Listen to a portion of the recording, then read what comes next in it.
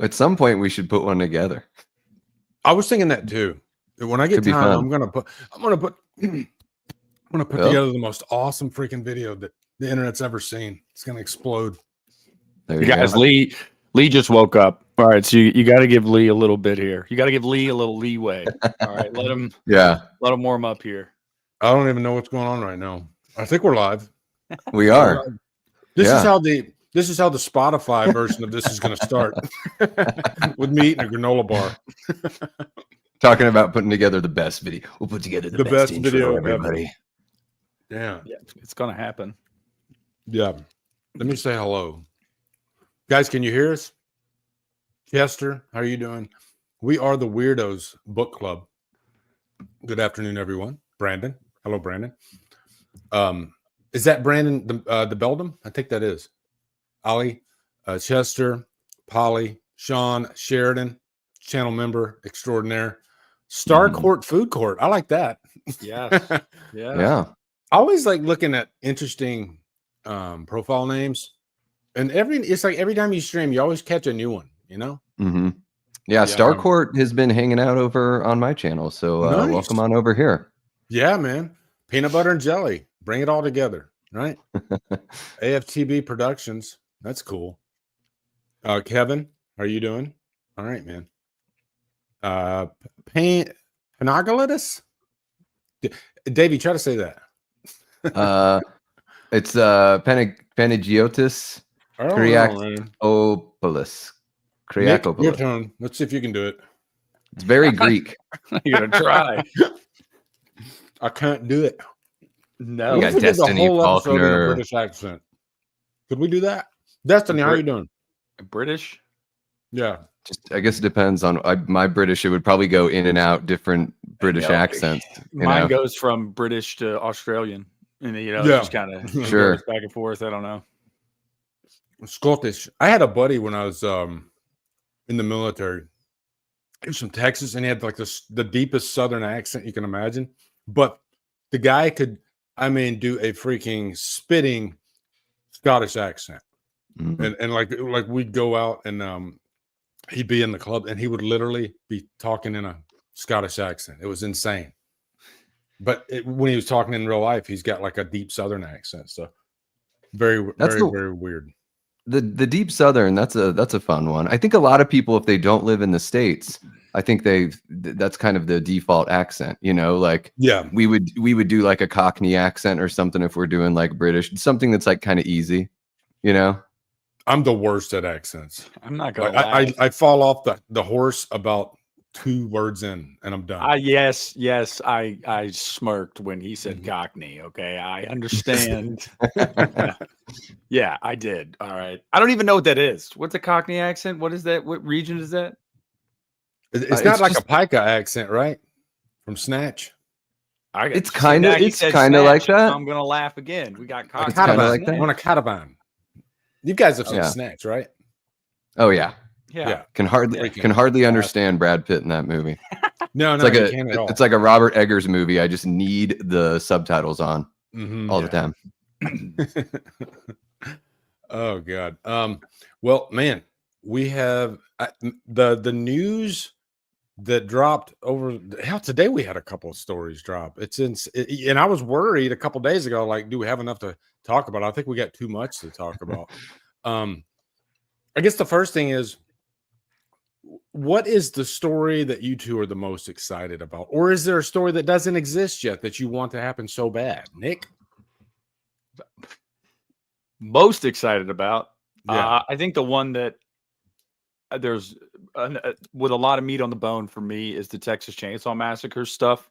The possibilities there, I think, are really, really cool. Also, you just don't expect some of those players to be involved with it, so it's interesting. But the one that I'm most bummed about is Saul. Just hold on now. I know. I just saw an update that said as of like 40 minutes ago. So shoot. You might not be too upset.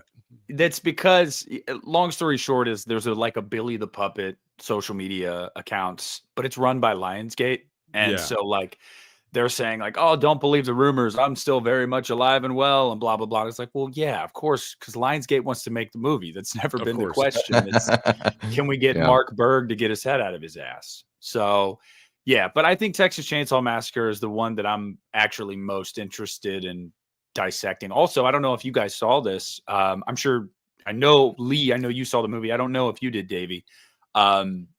Today, it was like, I don't know if the trades, a few trades were running with it, but apparently there's a Twisters sequel in the works now. Oh, I'd welcome that. So yeah, I thought that was cool. I liked Twisters. I love Twister. So yeah. Mm-hmm. Yeah.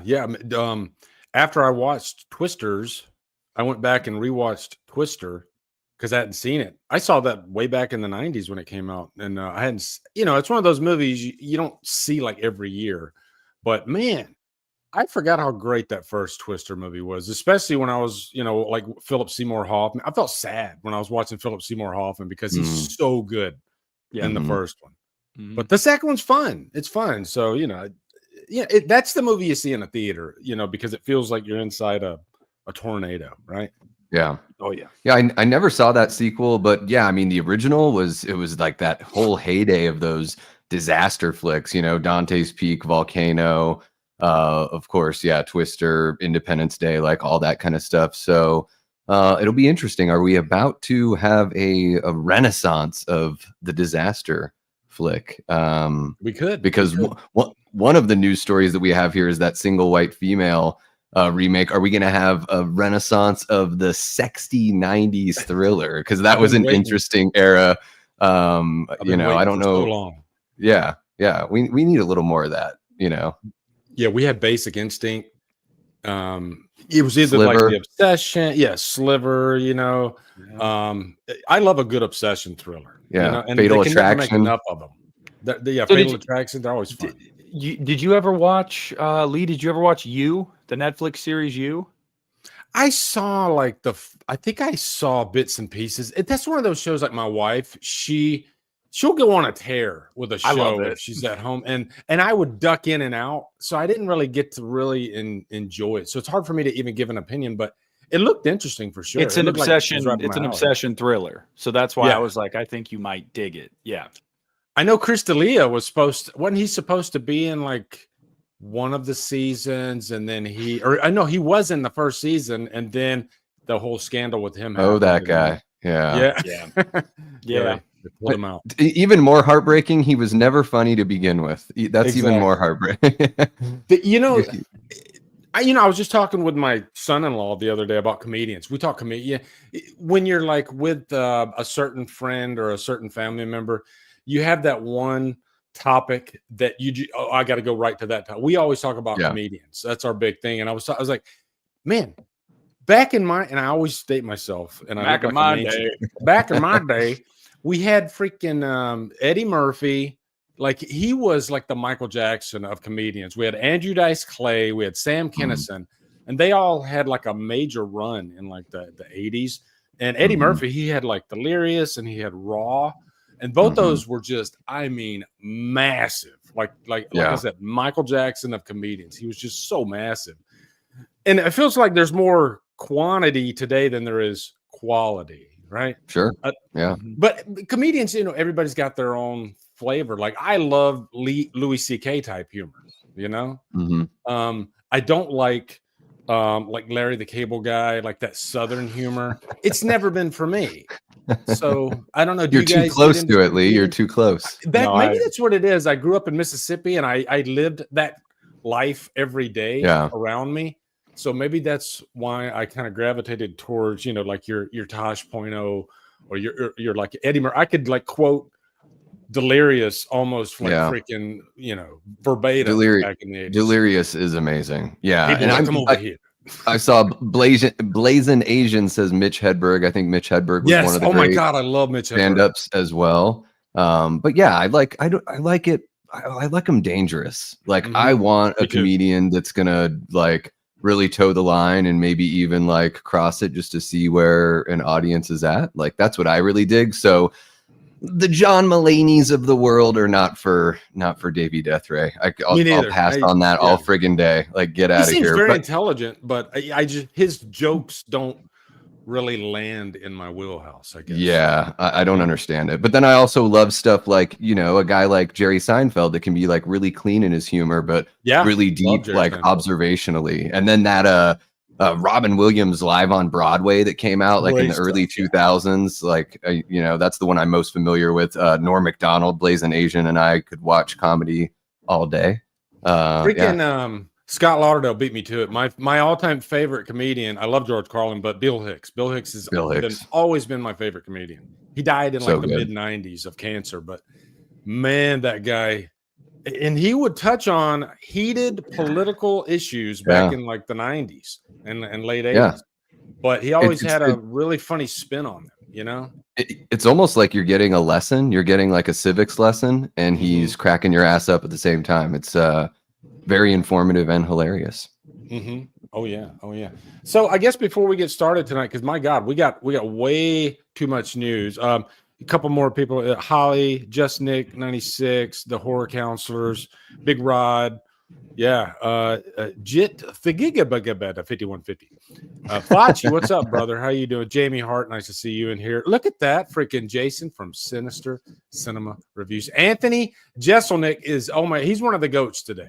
Like that guy he's pretty funny. Talk about crafting a joke, and each joke counts. That's Anthony Jeselnik. The jokes don't pass you by. Every one of them, they make a mark, and sometimes they sting. So he's great. Brett Goodwill Hunting, how you doing? But before we get started, I got my little banners down there at the bottom. We do have this on Spotify. It goes up usually the next day. Like I'll probably get this up tomorrow on Spotify. Right now, we have 2 episodes on Spotify. Our very first episode that we did back in August, I think, for Rob Zombie's Halloween 2. I put that one up there. And then our last episode, I put that up there. So also, I clip a lot of these out. If you'll see over the last 2 weeks, I clipped out a lot of stuff, and it's on the second channel. So you guys can have a ball. Go check that stuff out too. But we're having a good time doing this. It's really fun talking about horror news. So I think I'm ready to dive in. Let me see if I can figure out how to pull up the news again. So hold on. Present. Buffering. Is it buffering? No, I was just making a joke. Yeah, there we go. Share screen. Okay, here we go. Jesus. Where's that AOL dial-up? Boom. No, dude, you don't want me to screen. Every time I try to screen share, I swear to God, that thing loads like it is dial-up. I know. Nick, do you use a LAN cable? No, it's Wi-Fi. My computer's not connected to my modem. Yeah, I have to use a LAN cable because I know I'll start buffering like crazy if I don't. So thank God I got one on here. Yeah, maybe I should try to do that. I never thought about that. Yeah, try a LAN cable, man. When you got like guests on and whatnot, oh my God, it'll save you some headaches for sure. Yeah, hopefully. But yeah, man, this just dropped today. Now, this was a story that came out.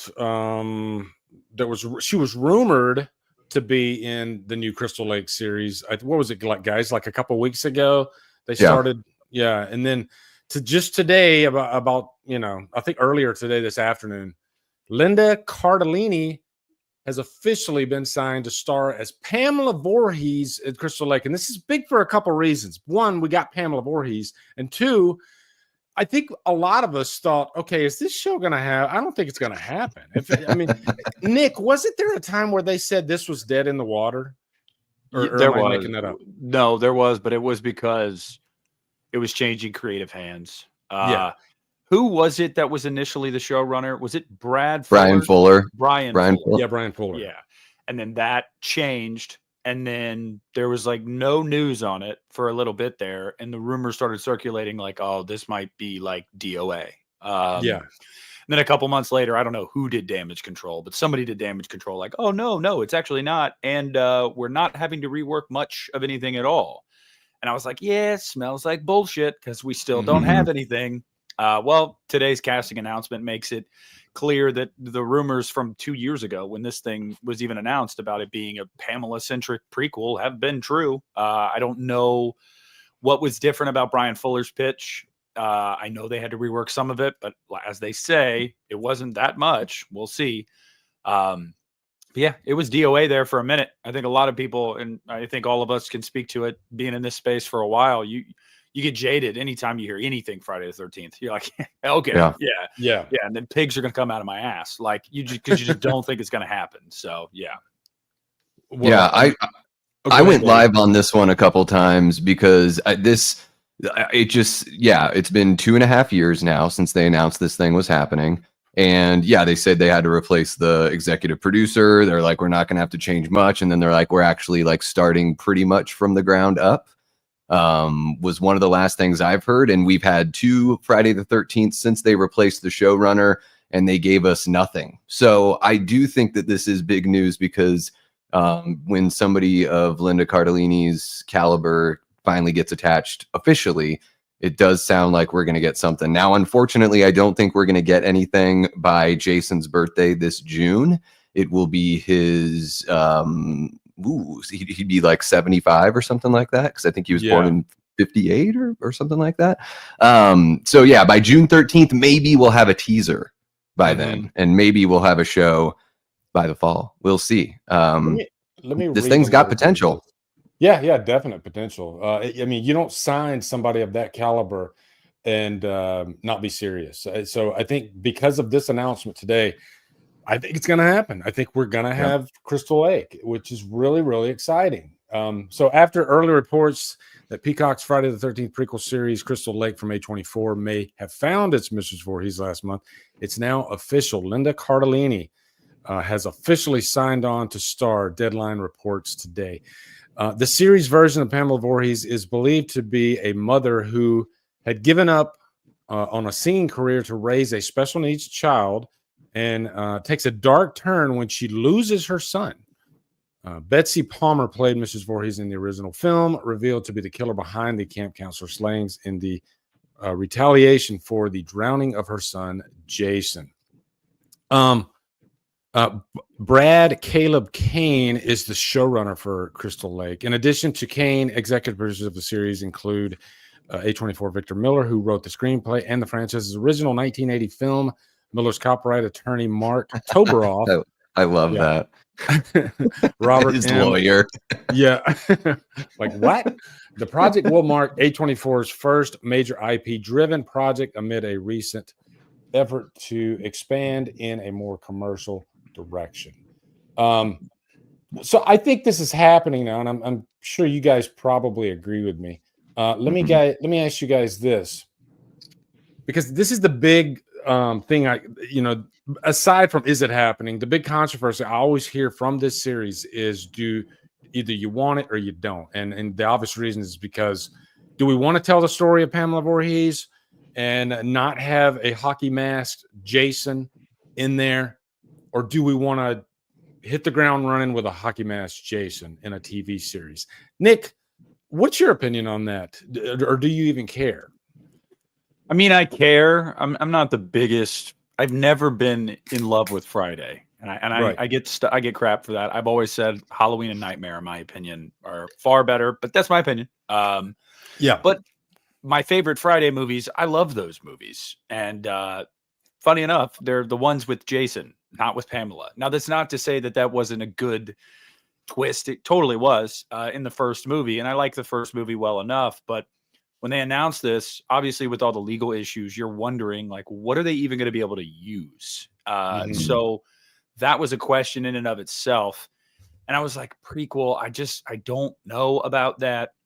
And I can still say that I'm still like, I don't need a prequel that's going to focus on Pamela. I will say casting Linda Cardellini definitely kind of made me go, okay, like, I love Linda. She's my Velma. Okay. Right. I grew up with those Scooby-Doo movies. So like, she's great in Grandma's Boy as well.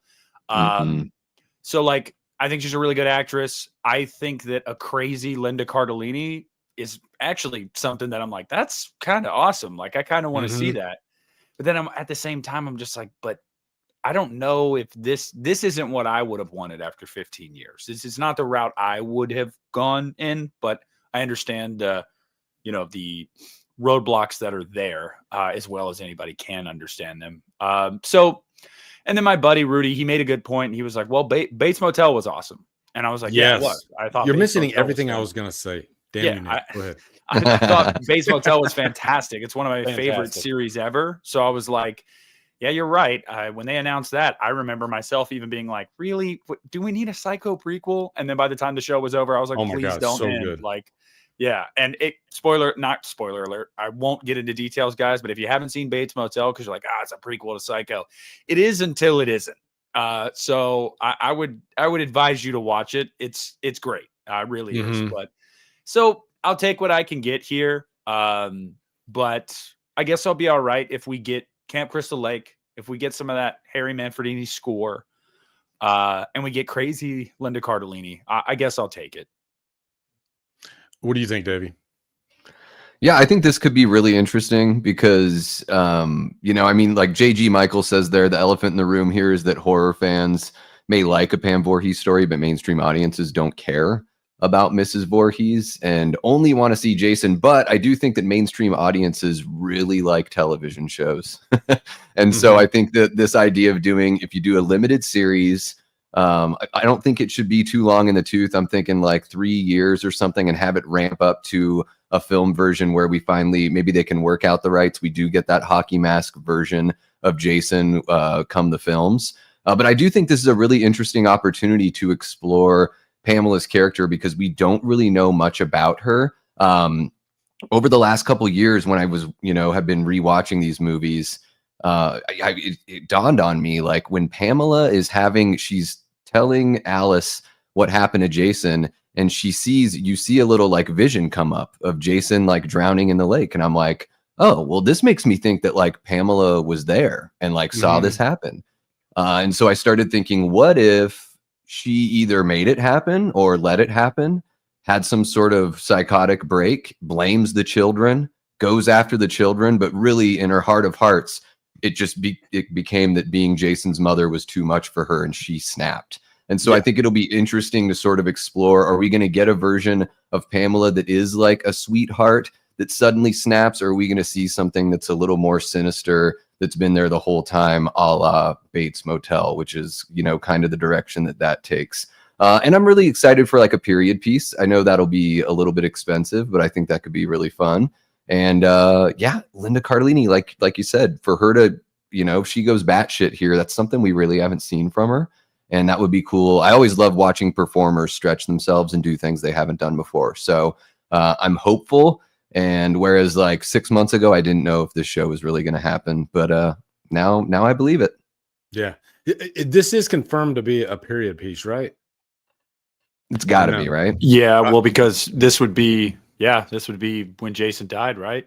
So, well, I mean, they could do a modern day version and him die now and go forward. But Lee's got a good point. They actually have not said that it would be a period piece. So what if they are doing that, like modern day retelling? If that's the case, I do not want it. Yeah, I want to say that right now. I don't really bad. I think here's what I think is going to happen, and I could be totally wrong, but I think Jason is going to drown at the end of the first episode. I think they're going to set things up, show you who Pamela is as a person, what makes her tick, show you her love for her son, Jason. They're going to build Jason up to make you fall in love with him. And then Jason he's going to drown at the end of the very first episode. And then that's going to set her off throughout the rest of the season. I'm guessing it'll probably be like 8 episodes, 6 episodes, something like that. And we're going to see the unraveling of Pamela and her wanting to get revenge for her son. I've always said, even long before, like years before they even announced this show, I've always said I would love a Pamela centered story, because when I saw the original Friday the 13th, I always thought Pamela was scarier than Jason. Like, she really freaked me out, especially when I was a little kid when I saw this movie. And for some reason, I had this weird thing where, like, when she's going at it with Alice at the end of the movie, for some reason, I felt like I saw black blood. I don't know why. When you're a child, you have just the weirdest thoughts in your head. And that freaked me out. It scared me to death. I was like, oh, her. And it could have been because my TV was just so damn old. and it's dark, and her blood looked black. But yeah, man, Pamela's always freaked me out. And I think if you're wanting to stretch out a TV series, I think Pamela suits a TV series better than Jason, whereas Jason, he suits a movie better. And you can have your cake and eat it too. Like, you can have this series and they could still greenlight a Jason movie that doesn't necessarily connect with this. The two could be just their own thing, you know, because I mean, we haven't had a Jason movie since 2009. So I mean, I would expect we're not going to see a Jason announcement, you know, anytime soon, because of course they want to keep all their eggs in this basket. But yeah, I'm really excited for this, to be honest. You know, I think the potential is there. I think Bates Motel was a phenomenal show, and if they can repeat the template of that type of show, and what made that show work so well is just you really dug into the characters, and especially Norma Bates. And Freddie Highmore and Vera Farmiga were fantastic in it. I mean, they were genuinely incredible. But I just wanted to ask you guys, without getting into details on it, because I know there's people that said they hadn't finished it. So vaguely ask you, what did you think at the end of Bates Motel when they did the old switcheroo? And they were like, just kidding. Like, did it piss you off? Or were you like, you know what? I kind of dig that this was its own kind of self-contained thing. Because I wasn't upset. I was like, you know what? I'm okay with that. I mean, you guys, you remember, right? You remember what they do, right? I was going to say, I don't remember the exact ending because it's been years since I saw the show. I just remember how intense and dark the show got. And I remember loving the ending. They don't leave it open for it to be connected to Psycho. I'll say that. And so the entire time you're watching these 5 seasons, you're like, okay, this is going to end with Norman being where he is and Mother being where she is. And hey, you know, we're going to jump to Psycho. And then it ends and it's like, no, we're not. And I know some fans were like, wait, what the hell? Like, but I was cool with like the alternate universe, like Norman Bates. Like, what if things went differently? So yeah, I would recommend going back and rewatching it. I rewatched it last year. I know it's a tall task because it's 5 seasons, but it's worth it. Anytime I go back and rewatch this stuff, I have to start from the beginning, and I hate myself for it because I'm like, this is going to be weeks of my life, but I have to do it. Yeah, I don't know if I made it all the way through the end because it started to sort of lose focus and become about like the other stuff going on, and I was like, why does TV always do this? Where there's like the pot farm and the corrupted police in town and everything. I was like, TV just always tries to stretch stuff out. But I, you know, with going back to Pamela really quick, I had Vincent DeSanti on the channel last Friday. We watched A New Beginning to celebrate the 40th anniversary, and he has a really cool idea where he's like, I want to see a Pamela that's like basically she's been a good person her whole life. The one mistake she made was, you know, she got pregnant outside of marriage or whatever. She had this disadvantaged child. She goes to the camp to find like refuge because the whole rest of her world, her family and everything have basically ostracized her. So she goes to Crystal Lake looking for a safe place for Jason and herself, and everything is going great. But then once the tragedy happens, you know, this is like a camp with like well-to-do kids, and the people that run the camp are like, well, we can't hold these kids responsible. They have their whole lives ahead of them. Like, it's going to affect everything for them moving forward. And so once again, she's faced with like, now she's being left holding the bag and no one's there to support her in her most like desperate time. And that's what breaks her. And so, I mean, if you guys know Vin, you know that he knows his Friday the 13th shit. And I was like, that sounds really, really good. And it sounds like he's still lobbying to be involved in some regard with the Crystal Lake TV show. So I doubt he would have any impact on the story, just because they're probably set in their ways on that one. But they could certainly stand to benefit from having somebody like him around. And I'm certain he would have, at this point, been involved in something to do with Friday the 13th if there hadn't been on these legal roadblocks for the last 2 decades. Like, I'm sure there would have been something for him, which is a bummer. Absolutely. It really, really is a bummer for him. And for a lot of the fans. But yeah, I mean, it's cool. Like, there's a lot of cool possibilities from this. You know, I don't want to sound like a wet blanket. I'm going to give it a chance. I think it sounds like all 3 of us are going to. But we also, I think all three of us agree that we wouldn't be surprised if it just comes out and it's just kind of ho-hum. Like it, it came and went. And whatever. I'm ready for Jason now. So we'll see which way it goes. But I don't know. I mean, what do you guys think? Lee, you brought up a good point. You said you think in the first episode we're going to see the drowning of Jason. So you think that we will get a child Jason? It won't just pick up that he has just died and this is the fallout? Because I personally think we need to see that. I do. Yeah. I think it'll help with her character and selling it to people that may not know shit about this. No, I think we need to get to know Jason just a little bit, as a child, just to kind of get an idea of who he is as a character. Just establish that bond between him and Pamela. The only other way you could do it is if he's already dead when the show starts, then they would probably do some flashback type stuff along the way, just to kind of, and they might even do both, who knows? And, as much as I say I love Pamela, the show still has to bring me over. We could be by episode 3, episode 4, and then I'm like, okay, now I really miss Jason, like adult Jason. Yeah. So we'll see. I've always said Friday the 13th, even though Halloween's my favorite franchise, Friday the 13th is the ultimate comfort cinema for me. Like I can throw in any Friday the 13th movie. Like I threw in freaking Jason Goes to Hell, one of the most hated ones recently, and I had a blast. I just love putting those movies in the background, doing whatever I'm doing around the house, and they're just comfort cinema. Absolutely. Halloween's my baby, but I can't throw in Halloween every day. I can't throw in Rob Zombie's Halloween 2 every day. I have to, I gotta be ready for it, right? It's a little heavier, whereas Jason is definitely like the carnival food of horror. What do you guys mean? Rob Zombie's Halloween 2 doesn't make you feel good? It makes me feel like I need a hug and a role model. But I think they'll kill off Jason about halfway through the first season. I think they're going to give us some time, and it'll sort of be like the mid-season finale. They really are going to let us get comfortable, and they don't like if he dies in the first episode. I think it might just be like, oh, he's gone already. But I think if we're sort of left anticipating when that's going to happen, I think that could create intrigue for that first season. Yeah, for sure. Let's jump into the next story. Let's see if it pops up here. It did not. So let me pull it up over here. Actually, do you guys still use StreamYard, or did you guys make the switch?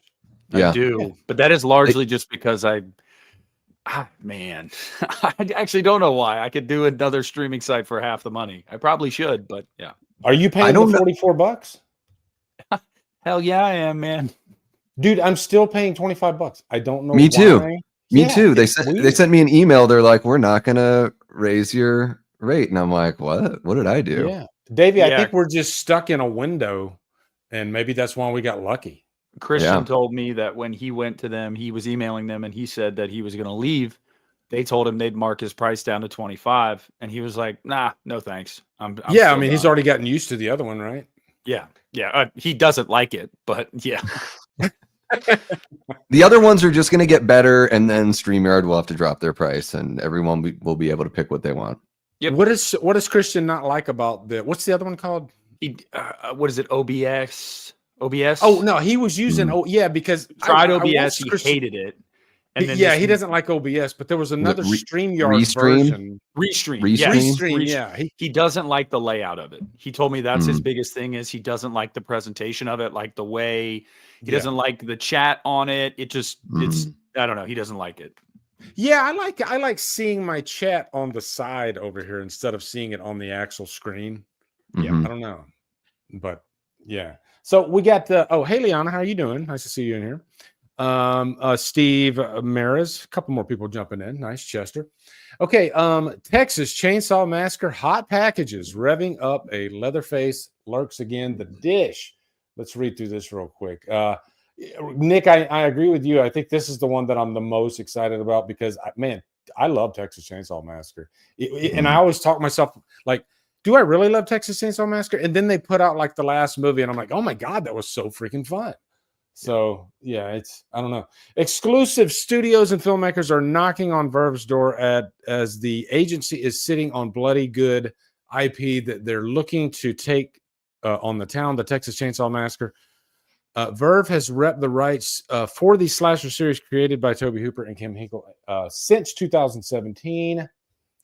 At a time when horror franchises are really the only surefire bets at a post-COVID and strike-impacted box office, the 51-year-old horror property about a chainsaw-wielding serial killer still has potential to make a killing.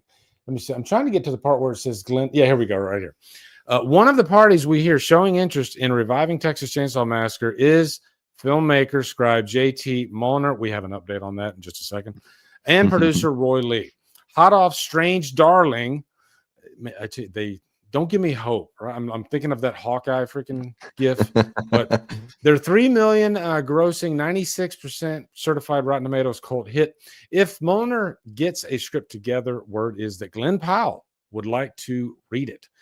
It's very early days on this. No contracts or attachments as of yet. And the Mulliner-Powell combo is but one interested party of many. So there are a lot of interested parties.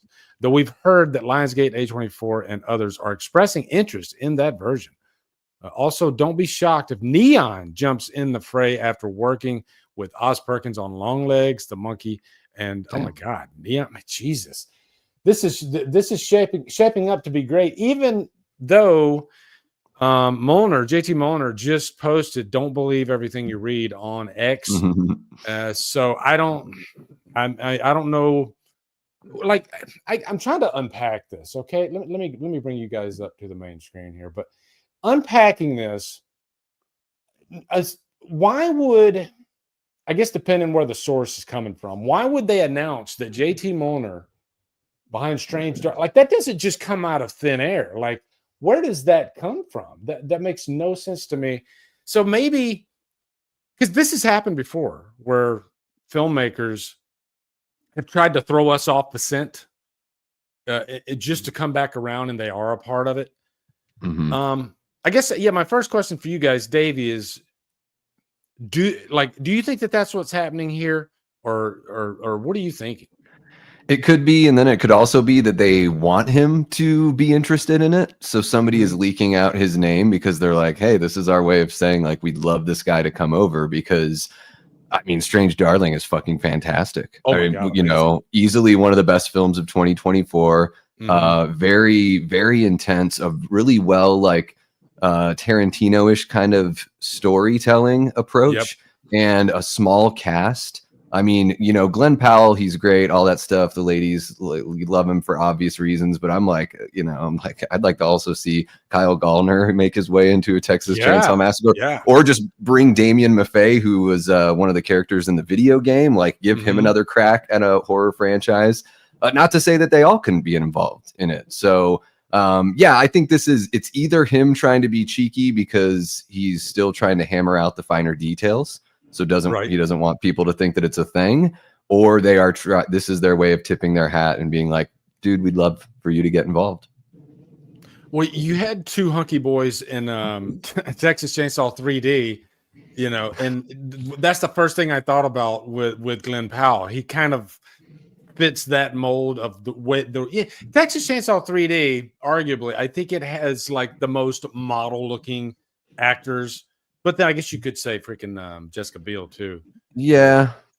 But give me Dario, brother. Give me Dario, dude. Holy shit.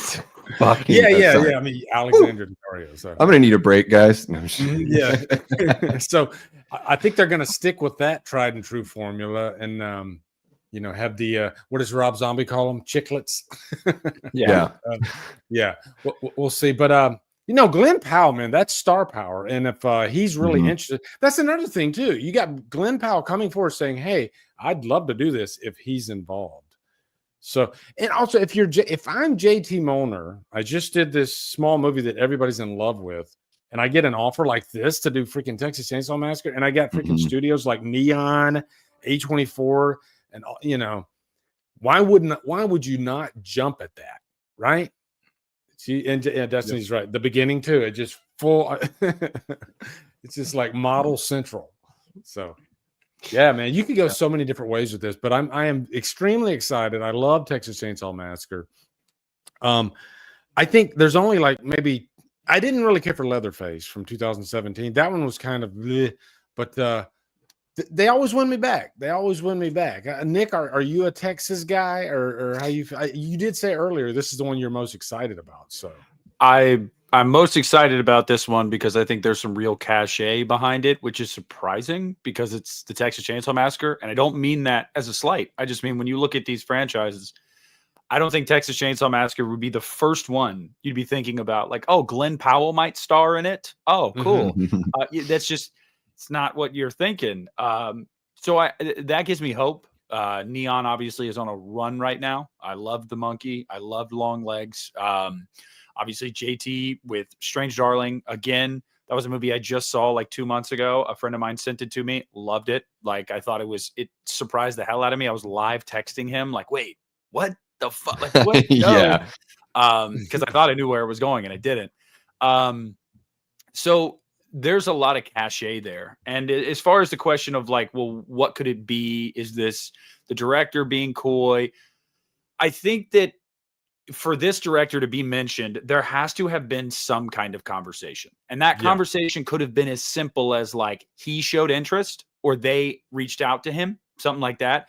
Maybe they haven't even really communicated all that much, but maybe that's their top target. And it could also be the director kind of hedging his bets a little bit and going like, hey, I'm not going to put the cart before the horse. Okay. Like, yes, I'm interested in this, but like, we don't need to talk about this. Like, this is a foregone conclusion because who knows? Like, we just don't know yet. Could be a number of things, but I will say above all else, I'm genuinely shocked that the Texas Chainsaw Massacre is going to put out more in the last 10 years than Nightmare, Friday. So many of these franchises combined.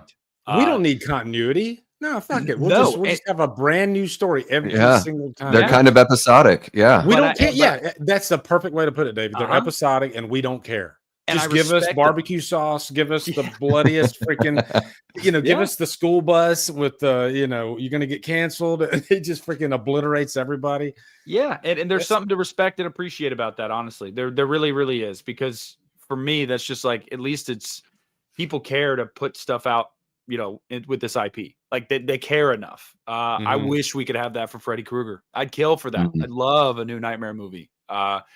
So yeah, there's a lot of potential there. So we'll see though. We'll see, guys. Okay. If it doesn't end up with Neon, it doesn't have a good director or whatever, I'm not going to be over the moon about it. All right. Like Lee, although a lot of people liked 2022 more than me, although it was a fun time, I was just like, I love it. If I hear, guess what? Netflix re-upped and they're making another one. Sure. I'm like, wow, can't wait. Like, or I think we got to fathom the reason I got to give you this. The reason I love this the last one so much is because, and I get it. Yeah, it's silly, stupid, but they had the balls, and I think this was a dig at Halloween 2019. They had the balls to build up Sally for so long.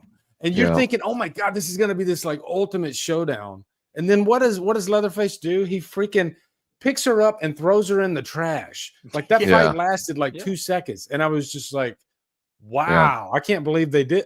And well, it lasted 2 seconds because the movie is only like 82 minutes long. I'll give it that. It's barely a movie.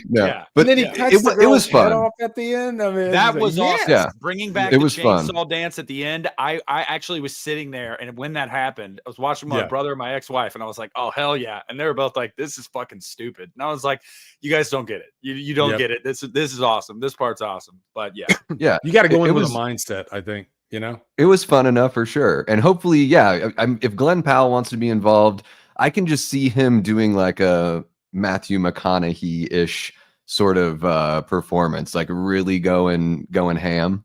Alley Girl says that Glenn and Matthew McConaughey they're on a campaign to bring more filming to Texas. So maybe Glenn wants to be involved in producing as well as starring in it. And Daniel from the Cobwebs channel says Glenn Powell just wants to keep wearing cowboy hats. Yeah, that's fine by me, man. He plays a good cowboy. I don't give a shit.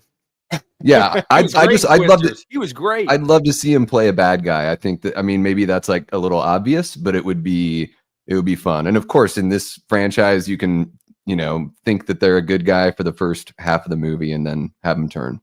Right. I want to talk about this. I'm jumping the gun here because I was going to talk about another story, but I just saw this right before the stream happened. And it's like every week or two, Strangers Chapter 2 pops in my head. Like, when are we going to hear any, like, is this movie ever going to like see the light of day? Because it's already in the can. And then just a couple hours ago, they just Strangers Chapter 2 to slash into theaters this September. So now we actually have an official date for this movie to finally come to theaters. And the last one came out last year. Was it early last year, guys? Yeah. Yeah, it was May of last year. So we're over a year. And I guarantee like if that movie would have been great and it would have been a hit, I think we would have saw Strangers Chapter 2 like maybe 3-4 months later. But I think I think they probably said, shit, we need to change something. We need to reshoot something. I don't know. Let me read this real quick just to see what they say.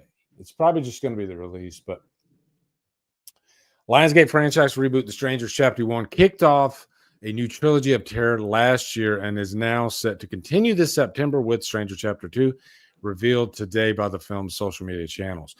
Chapter 2 is taking over the spot Lionsgate previously designated for Saw. So yeah, that makes sense. Another kick to the nuts for Saw fans.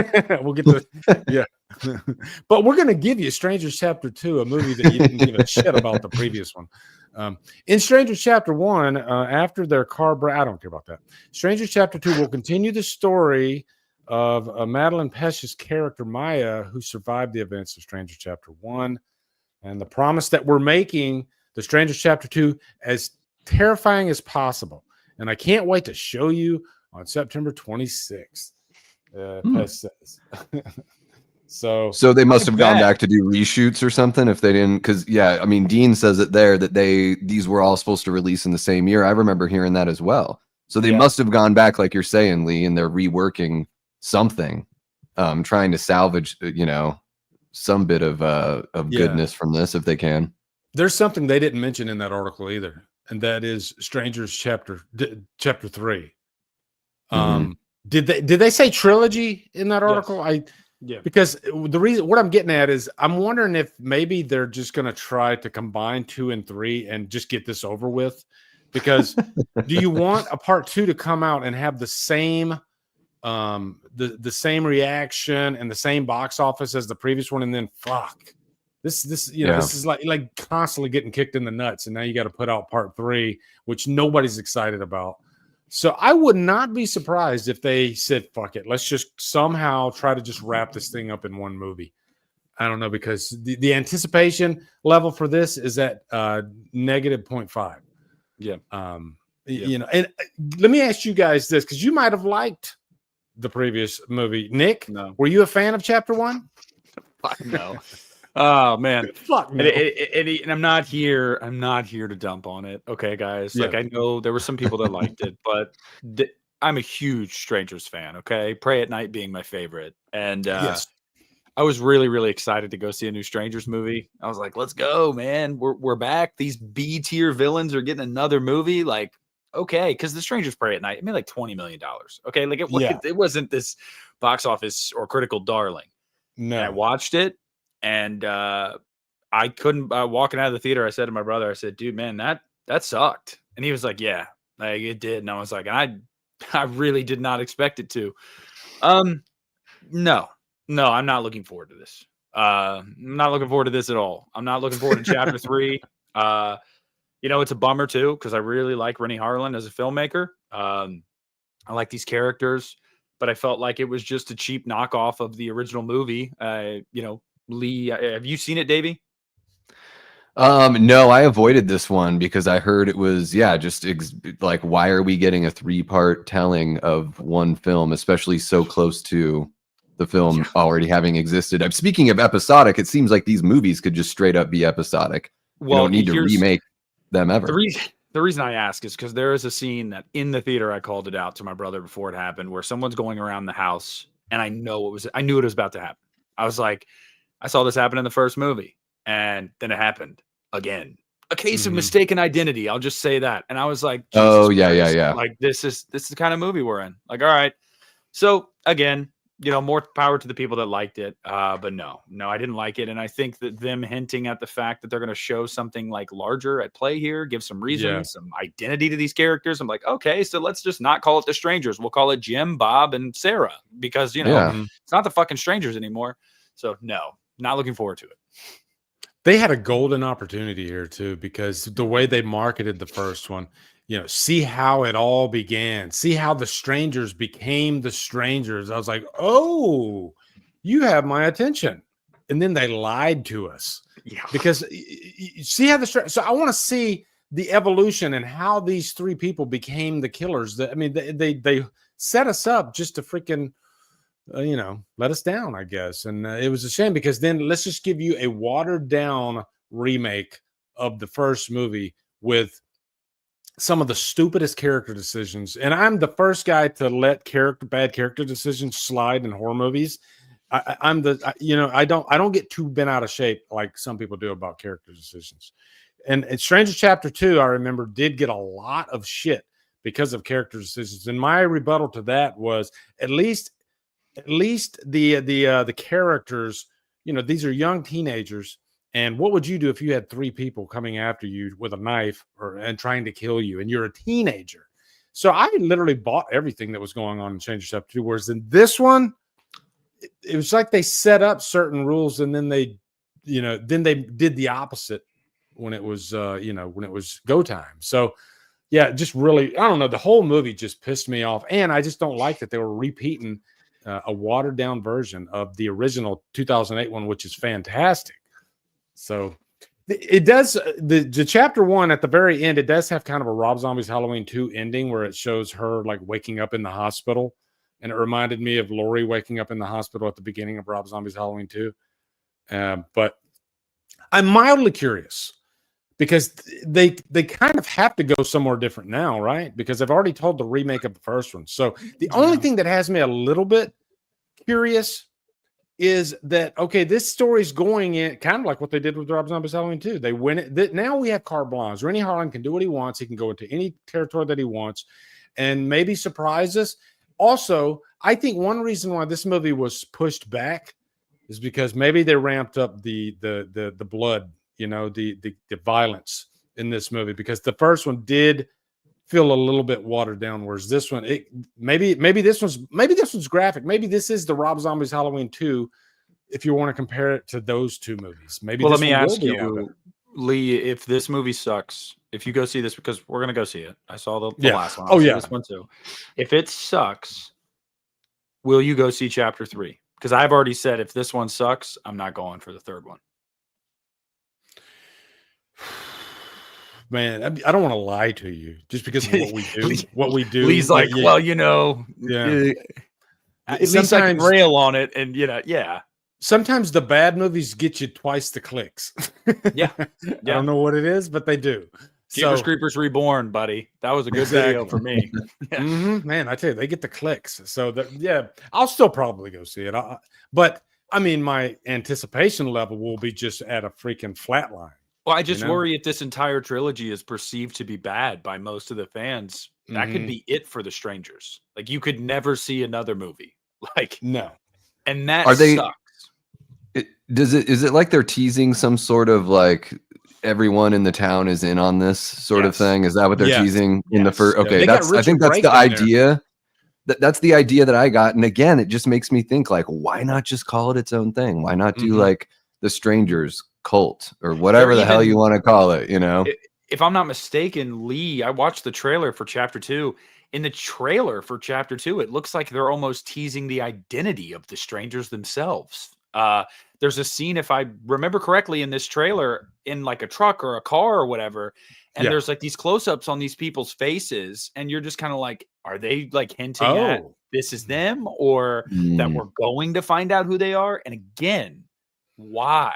It's called Strangers. I don't understand why we need a reason here. Yeah. I mean, didn't they show their faces in Strangers Chapter 2?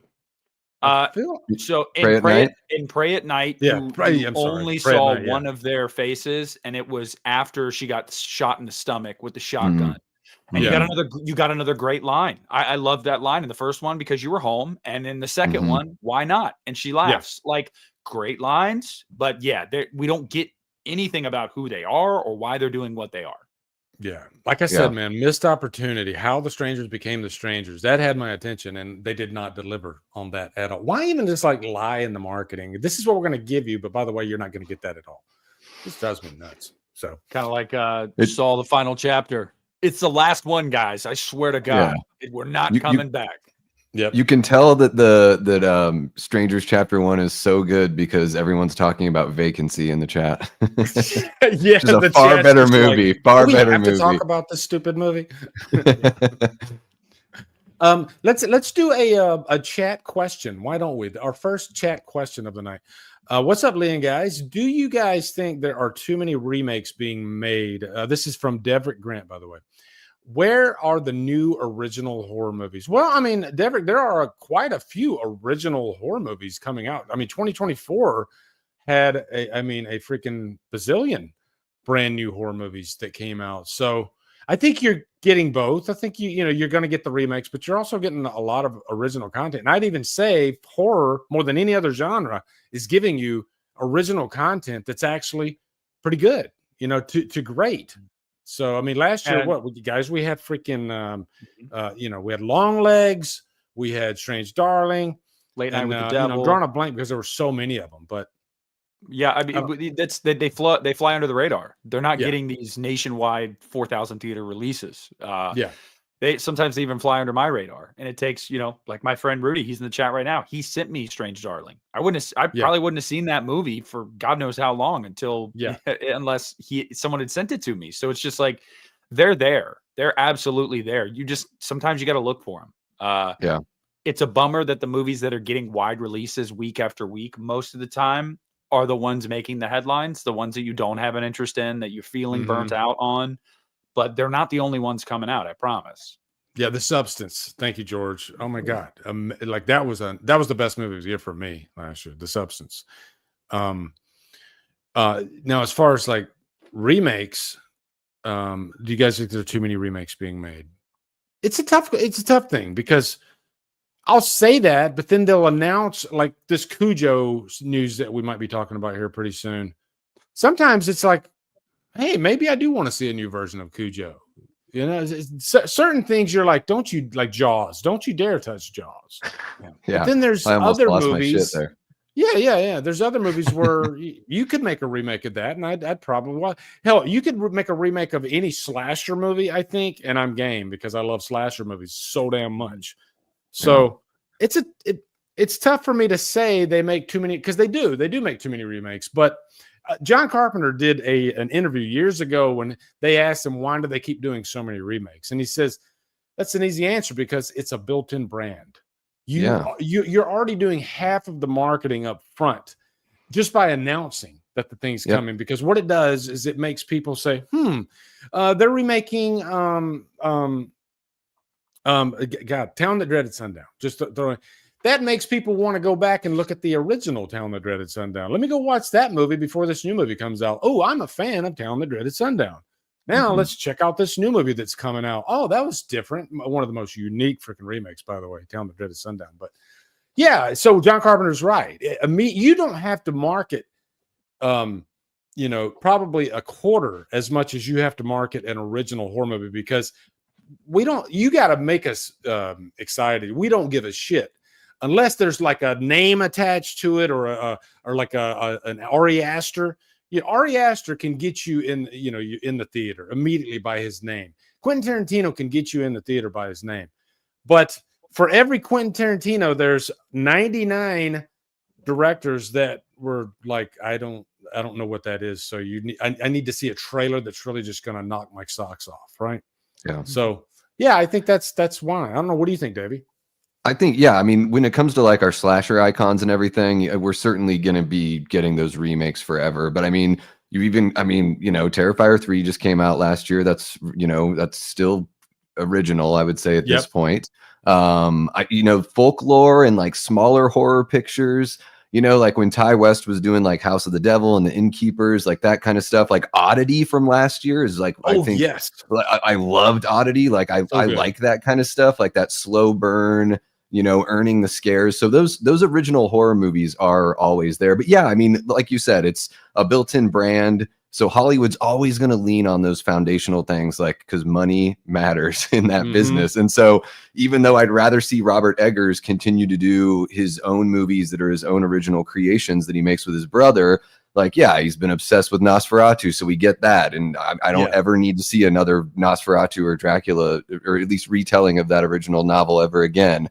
But now he's going to do like a werewolf movie or something like that. So yeah, I mean, it's just the way things are. And then sometimes I bitch about them and then end up loving them. Like in 04 or in 03, when they were talking about Dawn of the Dead coming out, I used to go to this website called Dark Horizons, like, you know, way when, and I was like, there's no way this Dawn of the Dead movie is going to be good. They've said there's going to be a zombie baby, and it was just this guy that directs commercials is directing it. And then I went and saw it, and it was like going to a rock and roll concert, and I was back in the theater the very next day to watch it. That's again. How you do a remake. So yeah, so sometimes, like, you know, they might suck, like Strangers Chapter 1, or sometimes you get something that's a little refreshing and brings you back. But there's always plenty of streaming is good too. You know, because we always complain about streaming. We want physical media, blah, blah, blah, all that stuff. And I love physical media too. I'll die on that sword. But I think streaming's not bad, because 10 years ago, or however long it was before streaming really took off, if a movie didn't go to the theaters, it was considered kind of B tier. You know, it was considered straight to video. Remember that phrase, straight to video? This is Rob Zombie's, this is Halloween H2O. Is this going to go straight to video or straight to hell, as Josh Hartnett said on the HBO documentary? But yeah, back it was frowned upon if movies didn't go to the theaters back maybe 10 years ago. Now it's not frowned upon. It's, oh my God, there's this new movie on Tubi called Lowlifes that you know, this, it's not in theaters, but this is actually pretty damn good. And that's what I love about the horror community. That's how I find out about all these things, is because people just wheels start spinning. People start talking about it. And that's how I found out about movies like Lowlifes. It's like, hey, like in Killer Flicks, guys, have you heard about this movie called Lowlifes? Check it out. And I run to Tubi and I watch it. So this day and age, man, I'd say most of the great horror movies that you, maybe not most, but maybe half of the horror movies that you find each year that are good might not even be in theaters, you know? So no, and I would even posit the argument, and it might piss people off, whatever. I think the bigger problem isn't remakes. It isn't reboots. It isn't reimaginings. I think the bigger problem is the mindset that people have when they just hear that word. I think that the way we treat them, the way we treat those announcements, that's a bigger problem to me personally than those movies actually being made, because the simple question is easily answerable. You already said it. John Carpenter said it years ago. It's built in. It's audience recognition. They know what it is. That's why these companies. What is every business in the business of? Making money. Duh. Money. So that's it. Yeah, they're taking properties that they know will make them money, or they hope will make them money. So the answer is very simple. I think the bigger problem largely is that, like, oh God, they're doing this one, or they're doing this again. Like, I'm sorry, but I can give you 5 remakes off the top of my head that are better than the original. I'm sure we can all do that. Just because something is a remake does not mean it has to inherently be weaker. So I hate that mindset more than let's remake something, personally. And if you step outside of horror, you got like Spider-Man that gets a remake every 10 years. Technically, it's a remake. They got a new version of it. So at least horror, they kind of wait maybe 15, 20 years before you get it. But speaking of remakes, oh my God, you teed me right up there, Deverick. Let's jump over to the next story here. Yeah, this is it. Here we go. This is going to be a good one. I'm kind of excited about this one, actually. I actually don't know what you're about to pull up. I'm going to pull it up right now. There it is. Have any of you seen? Have you guys seen the original Single White Female from the early 90s? I have not. When it came out, it's been on VHS as a rental. Yeah, I was 10 years old when that came out. like Hand That Rocks the Cradle. That is one of the most underrated thrillers I have ever seen that nobody ever talks about. Although technically there was sort of a remake that's, speaking of bad remakes, was The Roommate. The Roommate doesn't really market itself as a remake. I don't think it does, of Single White Female. It might, but The Roommate, it's cheesy fun, but it's a bad movie. Whereas Single White Female, this was a movie. This movie was phenomenal with freaking Bridget Fonda, Jennifer Jason Leigh, two at the time very big, star caliber actors, and just enthralling. And it was a movie that took itself very seriously, And Jennifer Jason Leigh was amazing in that role, and downright terrifying in a non-conventional way, because she kind of, eases into it. She starts off as just her friend, and she even admits, I don't have that many friends. And so Bridget Fonda is this character that's, she's a very kind person, and she takes her in, and they become roommates and everything. But then slowly but surely, Jennifer Jason Leigh just starts trying to, possess her and own her as a friend. And Bridget Fonda has a boyfriend. And one of the most famous scenes in the original movie, and Davey might remember this scene. If you remember anything, you remember this scene, is Bridget Fonda's boyfriend he's in the apartment, and Jennifer Jason Leigh puts on a wig to look like Bridget Fonda. And so she comes in there and she does a very nice sex act on the boyfriend, and he thinks that it's Bridget Fonda. Yeah. And he finds out right before something happens. Jesus. It's one of the craziest freaking scenes. Talk about blue balls. Wow. Yeah. So, man, I tell you, Nick, if you want to treat yourself, go watch the original Single White Female. I saw it in the theater back in '93 when it came out, and it's fantastic. And it's a hard movie to live up to, okay? Because they always say remake movies that are bad. This is a really great movie. It's very underrated, like The Hand That Rocks the Cradle. So, So I think, because go ahead. She basically, it starts out where she's just looking for a roommate, right? The line "Single White Female" is like an ad in the paper that she puts out, right? You're right. And then the girl, as they become friends, she's literally trying to turn herself into this other woman. Yeah. Becomes so obsessed, she's like, I'm just gonna copy and replace you. It's super creepy. It might be and it's been a while since I've seen the original, but it might be a situation where she's trying to become her and kill her. I can't remember. I'll have to go back and watch it, but I actually have it on VHS back there too. So let me read through this story here real quick. They got some star power behind this one, Jenna Ortega for sure. Yeah. Let's see. Taylor Russell, Jenna Ortega in talks for Single White Female remake. 3,000 Pictures is behind the reboot of the 1992 cult classic that starred Bridget Fonda and Jennifer Jason Leigh. Wednesday star Jenna Ortega and Taylor Russell, Bones and All, are in negotiations to star in Bones and All is great in a remake of Single White Female. The Hollywood Reporter has confirmed. Elizabeth Gabler's 3,000 Pictures, which has a deal with Sony, is looking to remake 1992 horror drama that starred Bridget Fonda and Jennifer Jason Leigh. The feature was directed by Barbet Schroeder and was based on John Lutz's 1990 novel Single White Female Seeks Same. Lutz co-wrote the adaptation. Let me see. Both Russell and Ortega will star in the remake and produce. Sony offered no comment on the project. The Insider first reported the news. So yeah, that is the update on that. And man, I am kind of excited about this, but I hold the original so high that it is tough to believe that this movie can even compete with that. We shall see. I do like Jenna Ortega, though. I do think that she is a really good actress, and I think she can be suited for these types of roles. She does do a lot of quirky type roles. She was just in Death of a Unicorn, which I thought was really great. So I think they picked the right person to be in this movie, and the other one that was in Bones and All is a really great actress. So I think this definitely has potential. Destiny's mentioned The Crush, which is another one with Alicia Silverstone. Love that one. Mm-hmm. So, well, this is another underrated. I'm really curious. This is another underrated thing that remakes do, guys. They make people go back and watch the original if they've never seen it. Yeah. And I was literally just saying that.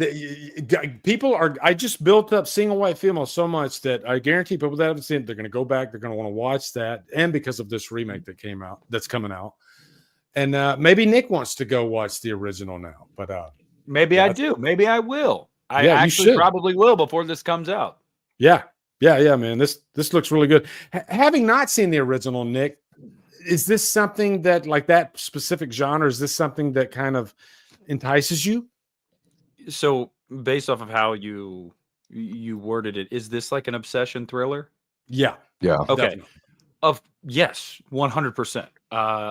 It is. There's something. No, this does not say anything about me, you fucks. Okay, but like there's something really interesting about that kind of like subgenre. I just find that to be like, it's just. I really enjoy watching that, like the crazy shit that people will do for someone that they're obsessed with. And then, and my reference right now is, as I said earlier, the show You, it's like with clever enough writing too, you can almost be like, yeah, it was bad, but like, I see why they did it. And it's just kind of like, what? I'd never do that. That was horrible, but like, I kind of get it. And I don't know. There's just something cool about that. I find that these movies oftentimes they're really clever. And it's cool to see I don't know. I'm not crazy. So to kind of like live vicariously through a crazy person that would do that kind of shit and be like, wow, that's wild. So yeah, no, I'm definitely into that. I think this time period is perfect for this type of movie. You know, this social media driven age that we live in. And let's face it, you do have jealousy out there, especially like in the Instagram culture. And it seems like everybody's trying to sort of compete with each other on Instagram, especially, I guess, the younger audience. You know, they want to get the likes. They want to stand out. Even YouTube creators, we do it. We want to stand out, you know. And I think that suits a story like this quite well, actually. If you have like two roommates, I always say this is the friendship version of Fatal Attraction. And if you have like two roommates and one of them, and this is an angle they might go in this movie, you know, like let's just say Jenna Ortega is the one that's very popular. She has a social media presence probably. And then the other one comes in and, you know, she might have 1/10 of the followers that Jenna Ortega does, you know, and that's just a small example of an angle that might play into this movie, right? It begs itself for today's social media tropes that we deal with. So I think when a remake has something new to say and it's more akin to the current times, then I say, yeah, go for it. Make a remake and make it for today, because that movie is very much of the 90s. You know, it feels like a 90s movie and it deals with 90s issues. Whereas this one, you could really get crazy with this movie given the current times we live in. What do you think, Davey? Yeah, I mean, and even George says in the chat, he said the idea of a single white female remake in this day and age, especially with ID theft and self-obsession, could be interesting. And then, you know, they could lean into, you know, face swapping, all that kind of crazy stuff that you can do on your phone. Oh my God, yeah. Right. So as far as like the idea of becoming someone is, I mean, those tools are at everyone's fingertips right now. So I do think, like what you were saying, Nick, I do think these are really interesting topics because it's the way that a lot of sociopathic people or narcissists act in real life. And so there's something like, this is like, you know, I love the slashers and all that kind of horror stuff. That's like light and fun to me. Zombie movies, this is the real horror here, is somebody like becoming obsessed with you and making your life a living hell. And then ultimately trying to kill you. Like that is the real horror that, you know, that we deal with. So I think, there's a really great opportunity here to make it stand out. I hope that they push things. I hope they don't play it too safe. I hope that we're kind of getting back to that point with filmmaking and with like art in general, where we're taking some chances and making people feel a little bit uncomfortable. And I'm pumped that the 2 lead actresses are producing. I really want to see more of that in film. It encourages me when the performers are willing to put their money behind it, because it means that they will have a say ultimately in how it goes. So I think that excites me even more, that that they're involved with creativity. It's similar, like you were just talking about. It's very similar to the rise really during COVID that we saw in obsession with true crime, and like how everyone, and a lot of women in particular, like really gravitated toward true crime. And it was like podcasts, and there was all these specials and documentaries and mockumentaries like all over the place. And that, I think, similarly to why people like horror movies, is we watch that stuff because we can't understand why anyone would do that. Like it's wild to us. Yeah. And we just become like engulfed in it. And it's just like, oh my God, like this is insane, because it's just like, why would someone cut up body parts and put it in a vat of acid in their bedroom, like Jeffrey Dahmer? Because we can't wrap our minds around that. And I think it's the same thing with these like obsession thrillers, because it's just like, I don't want to say you live vicariously through them, because you don't want to do that, but you're almost trying to understand.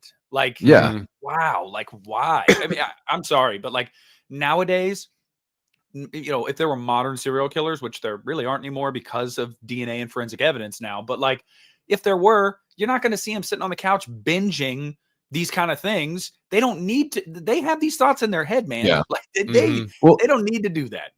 And I think we're interested in them because they're anomalies. We find anomalies fascinating, whether it's a freak athlete or a freak psycho killer or whatever the heck. Like there's just something fascinating about somebody, whatever, like Jeffrey Dahmer, where you're like, how the hell did this happen? Like, where did this come from? So yeah, single white female. Do you think they're going to keep the name? Do you think it's going to be like single mixed race? Something else, and they're not even going to use the word female. Single mixed race, single non-binary, he, she, her, him, them. Oh god, no, they got to keep that name. But I was just going to say too, I always talk about how much I love slashers, but man, I love a good psychotic horror movie. I don't know if that's the name of that's what I call the genre, like the Loved Ones movies like that, because hell, even Strange Darling, that's psychotic horror. And what's great about those is I think they are the most unpredictable, right? Like you don't know what you're getting when you go into a psychotic horror movie. It could go either way, but you're going to get some crazy shit. And that's part of what I love about horror. This next story we got here, I was just hinting at it. We're going to talk about Saw. Let me pull it up here. I'll get did a video on this today. Nick, I watched your video. Yeah. It's sad. Yeah. It is. I'm playing the world's smallest violin for myself right now. So, but I don't think Saw is like gone for good. Like there's no like. Plus, this last movie was a hit, so I think they just got to reorganize, right? I honestly worry that the current iteration of Saw is probably dead in the water. I really do think that, and it sucks because. I mean, we'll get into it. Read up what this is, so the people that may not know. I can speak on that. I think they wrote themselves into a corner. Even as fun as the last movie was, to put it between 2 and 3, I think they did, or 1 and 2. Did they put 1 and 2? Yeah. To do that, you kind of write yourself in a corner. But Billy the Puppet warns the game is never over for Saw franchise. Lionsgate has pulled Saw 11 from its release schedule and put The Strangers Chapter 2 in place. But, hey, at least you're getting Strangers Chapter 2, guys. I'm so fucking excited. Billy the Puppet has issued an amusing warning via The Hollywood Reporter. Coming off a very successful 10th installment, Saw 11 was set to release September 26th, but turmoil behind the scenes has left the fate of the franchise hanging in the balance. But horror icons never die, and rarely do their franchises either. That's supported by a statement from Saw's pint-sized icon, who all but vows that the franchise will continue in some form. Billy the Puppet, via Lionsgate, told The Hollywood Reporter, "I've seen the rumors. They say it's game over. You all should know me better than that. The game is never over." Saw ex-director Kevin Grudert was set to return to helm Saw 11. Fellow franchise alum Marcus Dunstan. I love Marcus Dunstan. The Collector, All My Friends Are Dead. Co-wrote the script with a creative partner, Patrick Melton, and previously teased an angry sequel. We're writing 11 right now, and Kevin Grutert is returning to direct. I'm going to stop right there. Poor Marcus Dunstan and Patrick Melton, though, because this is the second time they've been in the middle of they were filming the collected, I think it was. Lee, third. They were a couple weeks away from Halloween Returns, from starting. Yeah, oh my God, you're right. The very first Halloween update I did back in 2015 when I started my channel was for Halloween Returns. So yeah, you're right, Nick. That's 3 times. Those poor guys, but they keep bouncing back. You know, I guess they get paid regardless. You know what I mean? Like, I hope they got paid just for like pinning a script. They probably did, I would assume. Yeah. That way they're still like, cool. Well, I got my money, but it sucks that we can't make that. Yeah. I mean, it's hard to unpack this because my first point is, I think they wrote themselves in the corner with the last one. I think they, for whatever reason, I don't think they liked the latest script. And I think, when you have a bunch of studio heads, we all know the stories and how they like to meddle and stuff. And somebody probably had an idea. What are we doing? I think we should just go ahead and reboot this and wipe the slate clean, because Tobin Bell isn't getting any younger. And Lionsgate, I'm sure they want to hold on to this franchise, but they probably want to try to maybe reset and maybe get this thing going again. So yeah, that's what I think happened. I think they're probably, say, hey, let's just reboot, reset, recalibrate, whatever you want to call it. And maybe retell the story of a young what's Tobin Bell's character's name? John Kramer. Yeah, John Kramer, a young John Kramer. Maybe that's what they're wanting to do. And Nick, you're more of a Saw fan than I am. Is it like sacrilege to recast a young John Kramer? No, it is not in a normal circumstance. In this circumstance, I think it would be, simply because Tobin was signed on to come back. He was really excited about it. He liked the script. Everybody was ready to go. You could continue off 2 different paths here, or 3 if you want to be technical. You could continue from Saw X and do another midcool. You could continue from the final chapter and go back to the mainline story, or you could continue from Spiral. There are 3 directions you could go in this series, but all of which would involve Tobin Bell's involvement either physically or with his voice. So and to know that he's still game to do this and was ready to come back, and then the rug got pulled out from underneath everybody.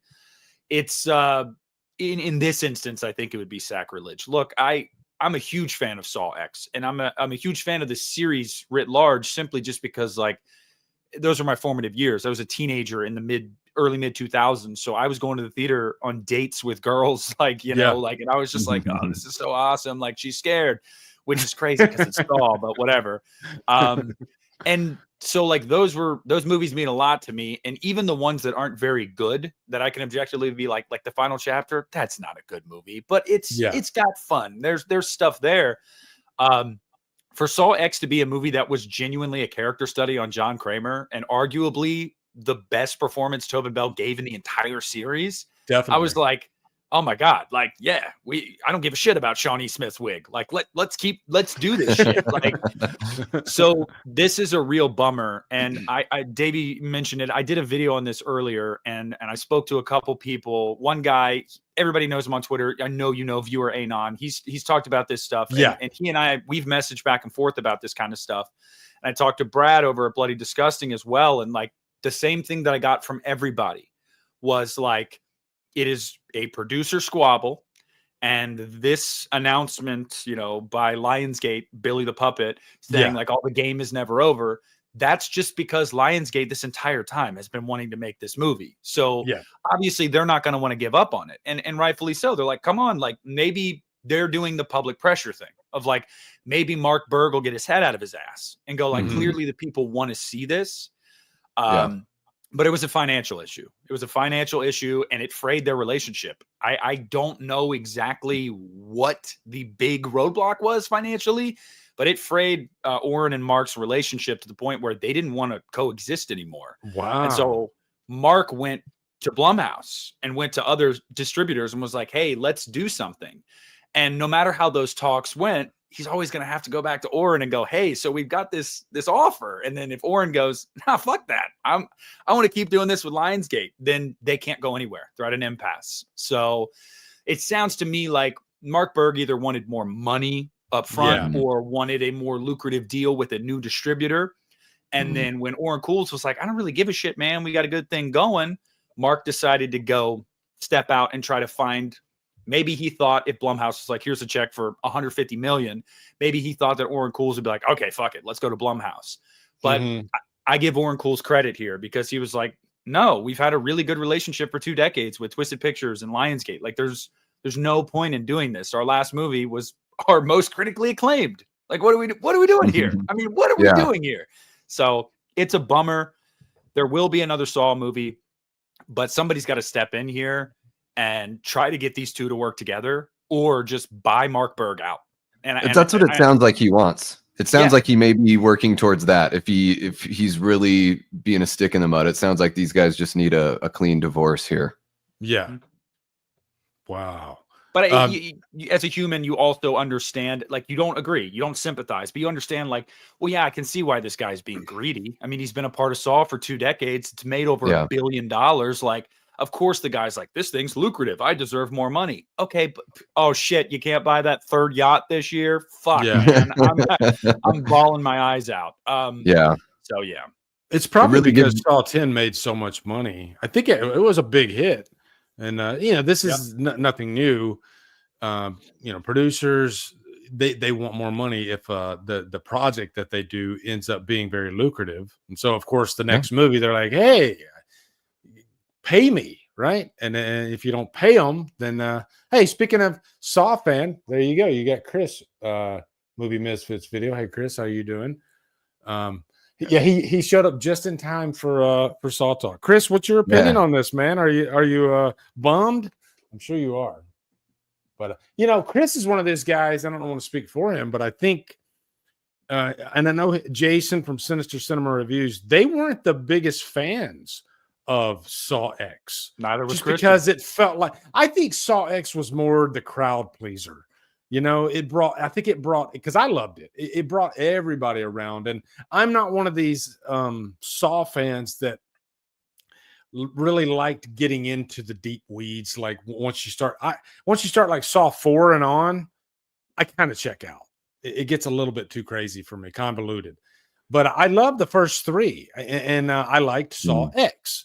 So for your casual cheeseburger fan like me, I was good with that, and they could keep going down that road. You could call it like the H2O of the franchise, really. That's what Saw X is. It's just kind of, I don't want to say it's not watered down. It's got the great traps and everything, but it's just more of like a hey, if you are curious about this franchise, this is the Saw gateway movie. You probably want to watch this one and maybe the first one, and you'll be fine, right? So, Davey, did you see Saw X?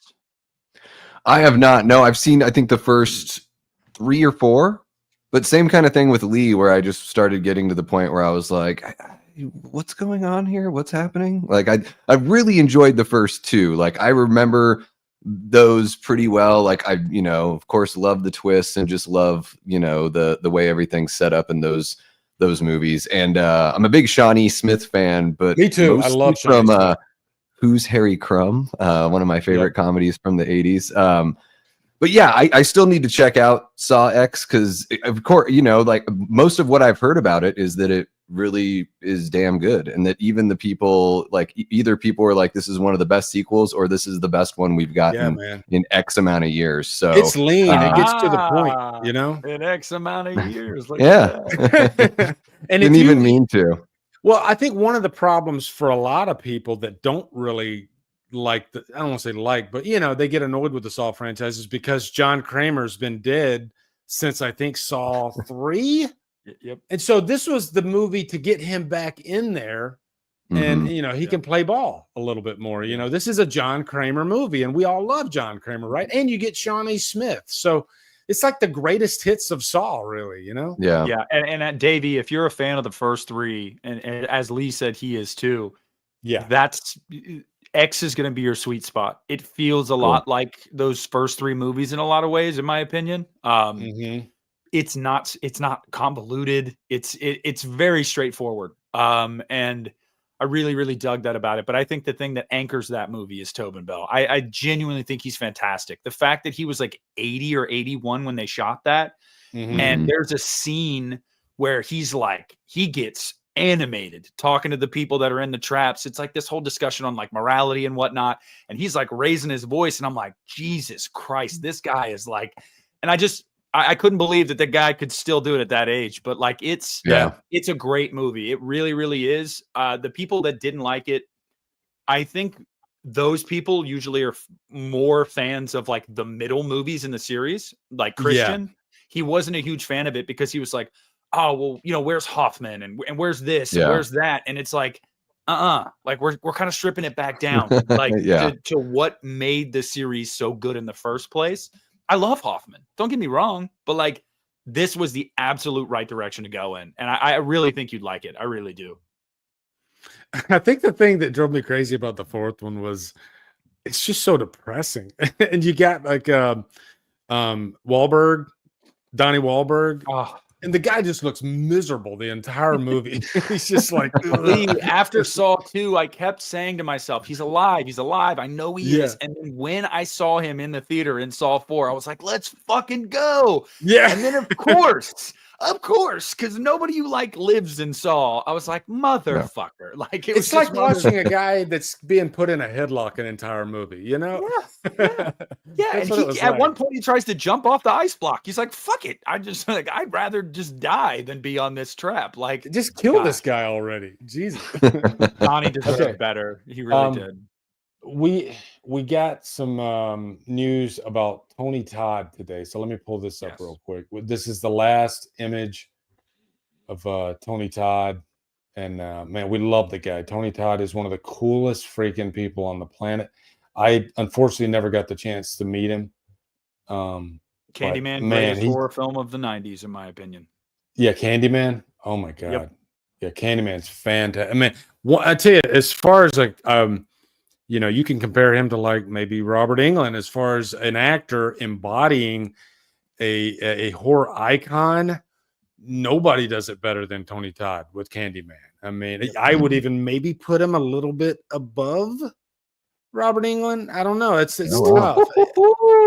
If we're talking about the first movie, hot take. He's clear. It is a hot take. That is a hot take.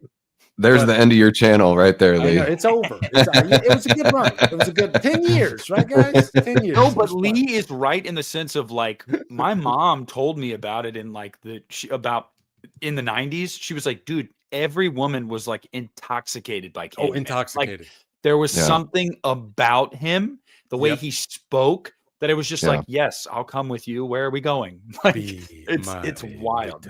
Yeah, man. He's got that sexy pimp jacket. That voice, man. He's even got the pimp coat on. Yeah. Hell yeah. Okay, let me read through this real quick.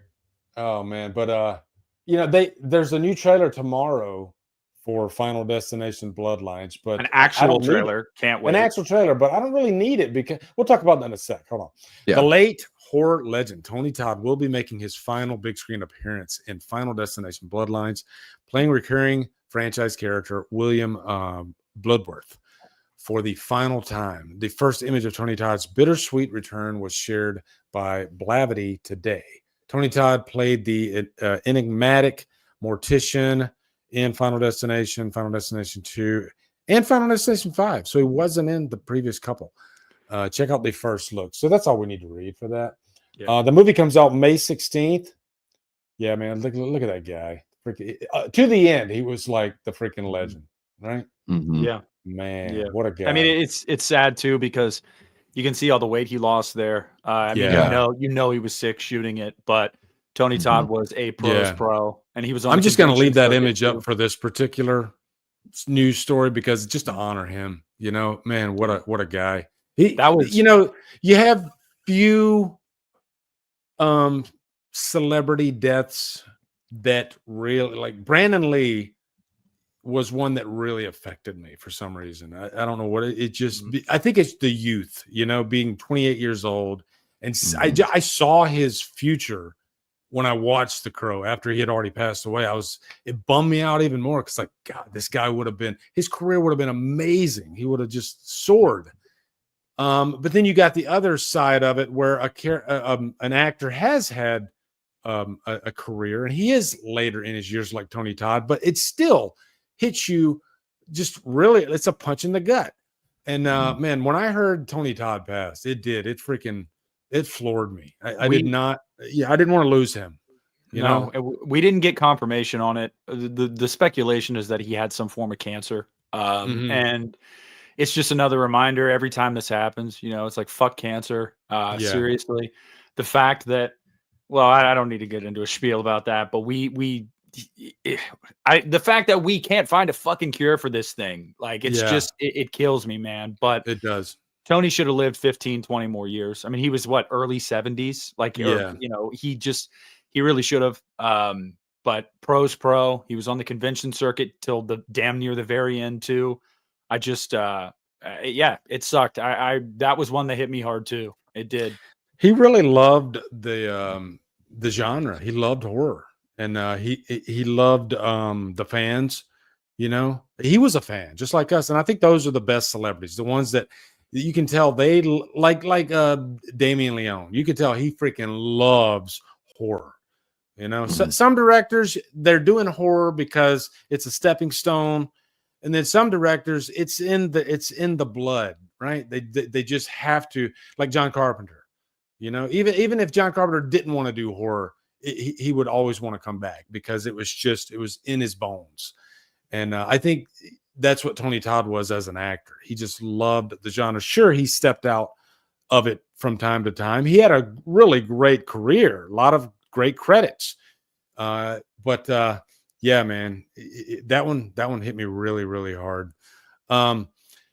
I guess segueing into Final Destination Bloodlines, again, this trailer's dropping tomorrow. Yeah, I've been debating on should I. He's gonna watch it. He's gonna do a reaction. Yeah, I'll probably do a reaction. I don't know. We'll see if I have time because I want to watch Borderline tomorrow too. But time, man, it's just like when you got a full-time job, you got to like. Oh, I know it. Options. Yeah, it's tough, man. But whether I watch it or not, Final Destination is one of those franchises. I'm there day one, unless unless it's a really low budget studio behind it, which it's not. It's freaking New Line. So I don't. After that teaser that they showed us, with the chain and everything, I don't need to see anymore. I'm there. Here's the only reason that I want to see it, Lee, and I think maybe you guys will agree with me. Morbid curiosity here. I just want to see what the mass casualty event is because I have no idea. Like that's what I want to see. Like show me what that event is going to be, and then I'm like, cool, I'm in. Like, let's do it. I'm shocked we still haven't done a cruise ship yet. Or but whatever. That's all I need to see. That's why I'm going to watch it. But yeah.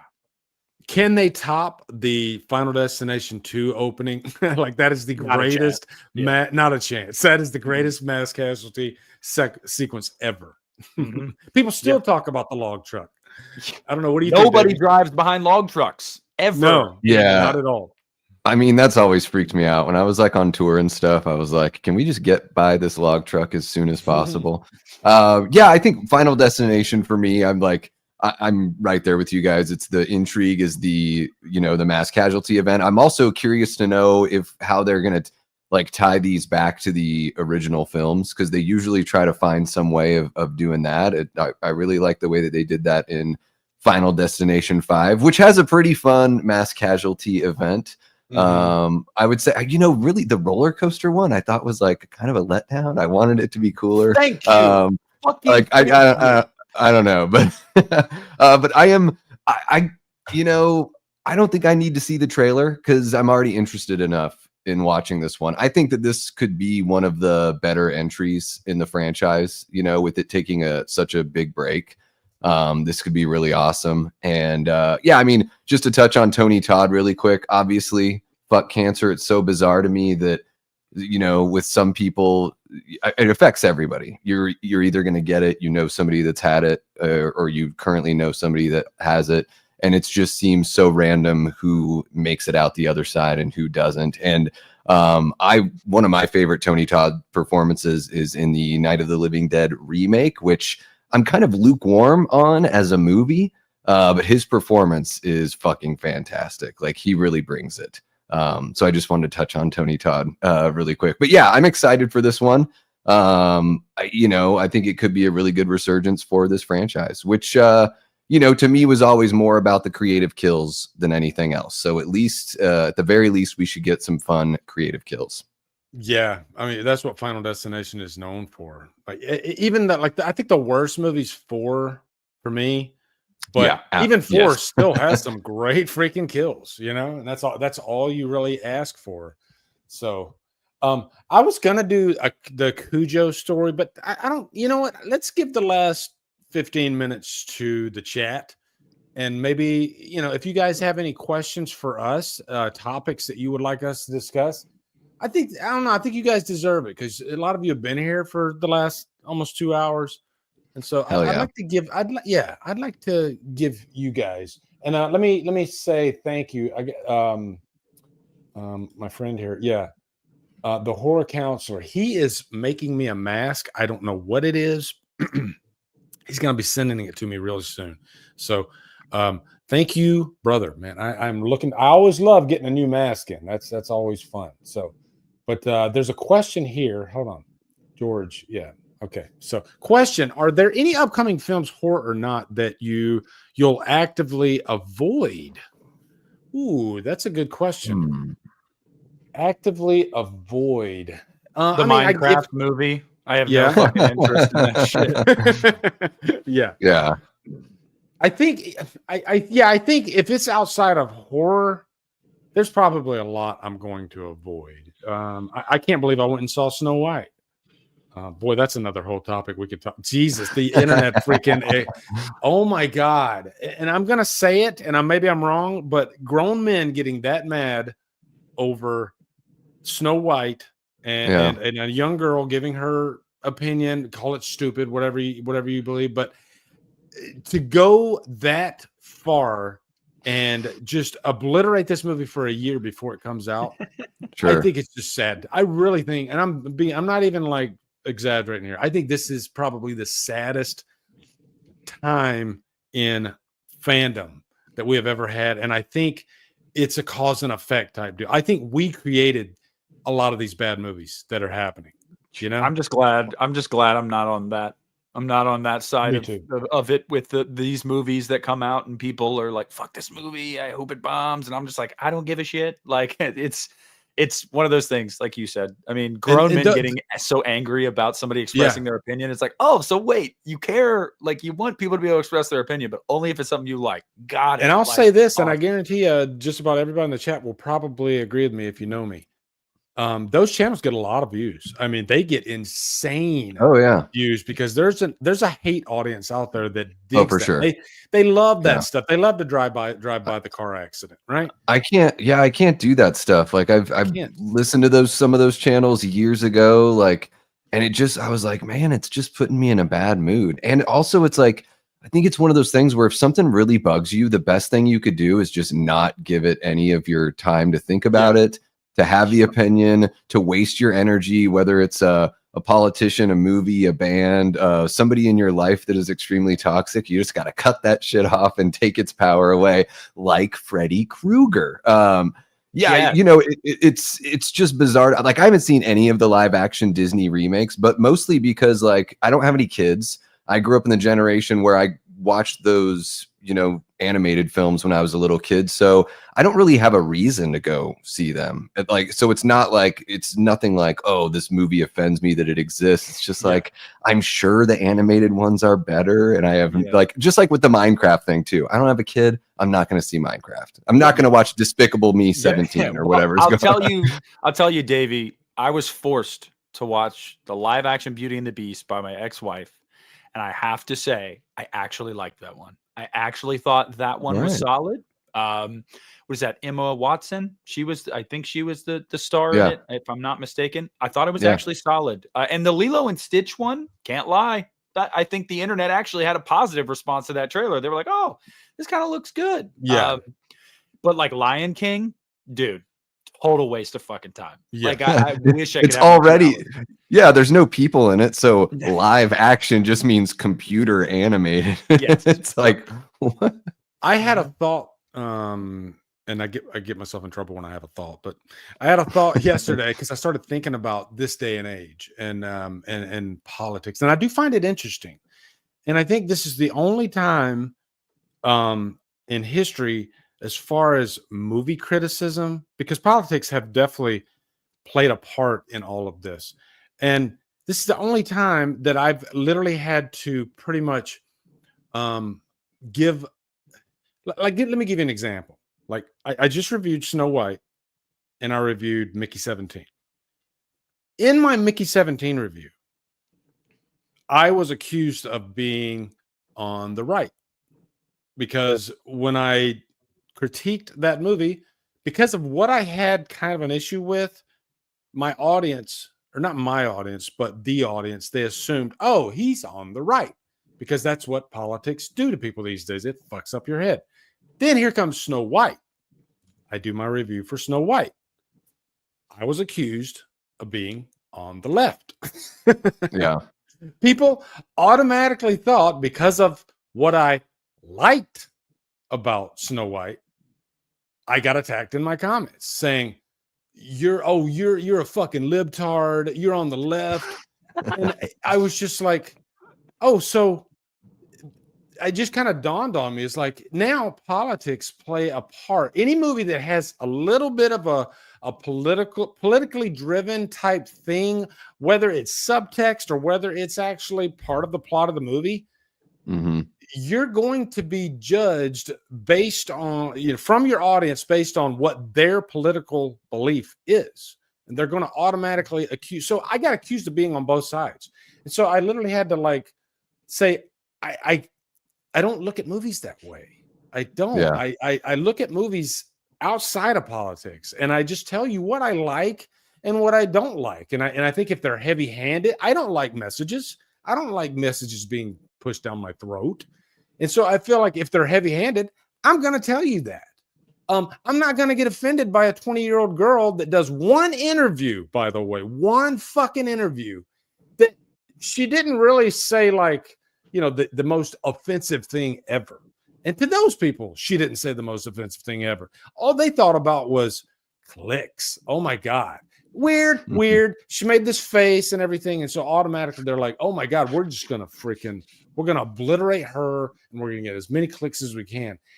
I stand outside of that. That has no part of my cinematic vocabulary. I can't. So it's just so freaking strange, the times that we live in right now. It's faux outrage. I'll just call it what it is. It's faux. Yeah, you're right. It's not real, and it's done for money and popularity, and it's shown that it works, and that's why people do it, because they're like, oh my God, this works. And so, hey, if you want to be the old man screaming at the cloud and being angry about everything and using a buzzword for every fucking thing that comes out, and you actually have no idea what it is most of the time. Like I saw, I'm not a Marvel fan, but I saw they posted like a first photo of something for like a live action series they have coming out on Disney Plus called Ironheart, and it was like an African American woman like in the suit or whatever. Yeah, I know what you're talking replies about. Was like, oh my God, this is woke, and people were like roasting this person because they were like, have you ever read the fucking comic? Like, or do you just like, and does that word just mean to you like woman, black? Oh, fuck. I feel offended. It's really faux. It's fake. It's kind of gross. It's fake. But yeah, and to be fair, I don't think that show looks good, but maybe it will be good. I don't know. It's a situation where has the character earned the right to have her own show, or is it they're riding the coattails of an already established character, beloved character, Iron Man? So I think exactly. But also, I also think personally with Marvel right now, I don't think they have any idea what they're doing until they get to Secret Wars. I think they're just kind of like, fuck, we need another Avengers movie because nobody cares. It's all over the place. Yeah. Horror Counselor, he says, I'll ask you one quick question. Do you prefer Richie as Ghostface or Billy Loomis as Ghost? Oh, yeah. I like Richie as Ghostface, especially after I gave Scream 5 another watch. I had a good time with it. Still, Scream 5 is one of my least favorite movies in the franchise. But, I mean, Billy Loomis, I mean, that's freaking gold standard Ghostface. What do you guys think? Billy all day. Yeah. Like, you can't compete with that. Yeah. It's like saying, do you like Roy or do you like Jason? Yeah, I'd take shit, dude. I would take I'd take Dermot Mulroney over Richie just because he was so fucking like he just hammed it up. Like, I don't know. I don't know. But Richie's I don't like Richie. Like, don't get me wrong. Honestly, like to kind of go back to what you were just talking about, Lee, I thought that the motivation for the killers in Scream 5 was so on the nose, like messaging, basically saying that if you don't like a movie, you're like this close to being a psycho killer. And as an audience member, I was like, this sort of pisses me off because it's like within your movie, you're saying that if you criticize this movie, we think that you're borderline psychotic. It was bizarre to me. It was a really odd choice for motivation. But yeah, I mean, Billy Loomis. Yeah. That's one thing I do love about Scream, though. If I love anything about Scream, is that they tackled the current, tropes that are going on in the world. I do love that stuff, and I did like that about 5. I think it was a lot of the stuff that came before that kind of annoyed me about 5. I think the more important question there, guys, is Stu or Billy. I mean, for me, it's Stu, and it's not even close. But yeah. No, definitely Stu. I'm right there with you, and I love both. And I love that they're both so different. That's a great thing that they're both. I think they need each other. It's like yin and yang. But Stu's just fun, and I'm not going to jump into the Stu's back thing again because we beat that horse to death. But bring that horse back, revive that motherfucker. CPR. I think Billy's the ringleader, though, right? Yeah, he is. Yes. Stu was literally just like. He talks Stu into it because Stu's just got that wild energy. Yeah. Are you guys Christopher Nolan fans? I guess that's a better question. Yes. I like the Batman movies. Okay. I liked Memento. I don't know if I've seen. Did you see Oppenheimer? No. So fucking good. Oh yeah. I love Oppenheimer. Interstellar. That's freaking. That's if amazing. Interstellar doesn't make you tear up at the end, you don't have a fucking soul, bro. I cried like a freaking bitch. Oh my god! At the end of Interstellar, it's brutal. Yeah, man, freaking Memento. I just watched Memento again recently. I actually love that movie. It's still one of the most unique freaking movies because it's backwards. That's what's great about it. He's done 2 movies that involve going backwards, like Tenet. I love Christopher Nolan. The Odyssey, it'll be a Nolan movie. It's not like my most anticipated, I guess, Nolan movie that he's ever done, but I'll still watch it for sure. So Insomnia, that's a great one. So guys, go ahead, Nick. No, I was just gonna say really quickly though, Davey, you present yourself as very intelligent, and I think you are very intelligent. I present myself that way. That's it, though. You skirt. I said that wrong. You present very intelligently. I really think you would enjoy Oppenheimer. I think the people that didn't like it went into it like, what the fuck? It's a Nolan IMAX movie. Where's all the boom booms? And the 4K is glorious. It is. It is very much a like if you're into history. And like specifically World War II, which I am, and you also are just like distrusting of the government, which I think most of us are in life now. Like, I think you will really get a kick out of it. The way they raked that guy over the coals after how he helped them was like, I was so angry. Like I was like, fuck all of you. Like it's a really good movie, and the Trinity test sequence. Gorgeous. Yeah. Seeing that in theaters was gorgeous. Okay. That movie, that was I'll give it a shot. Yeah, that was cinema. Watch it on a good sound system if you can. Yeah. That movie's amazing. What do you guys have anything on tap? By the way, guys, thank you. I'm really to you guys, you two.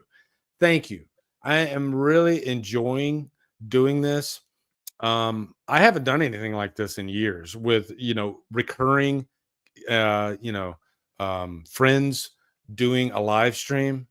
I've always been very skittish and cautious with my time, and especially jumping into anything. But thank you, Davey, for asking me to do this. 'Cause sometimes I do need that push, and this was the push I needed. But I'm having a ball talking. Yeah, I got with you guys. I got to shout out Davey as well, because he was the one that mentioned the idea. He pushed us.